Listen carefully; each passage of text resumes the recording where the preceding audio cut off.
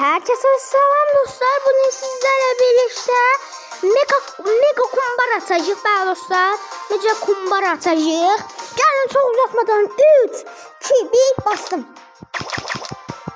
Oy bakmıram. Aha 20 zaten. 100 altın. Tüm savaşçıları için puan verirler. Aha strategisi. Elde. Çok sensin.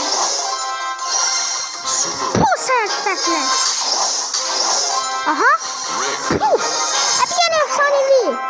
Oha destansı. Oo gizemli. Bakmıram.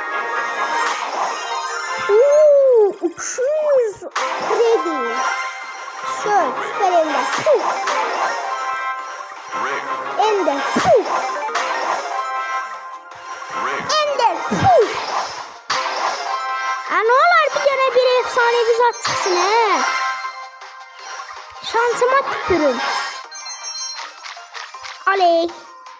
Ha bunun içinden çıkanlara bak. Çıkmasaydı. Neden şuraya? Çıkmasaydı ondan yaxşı. Yani. Gel.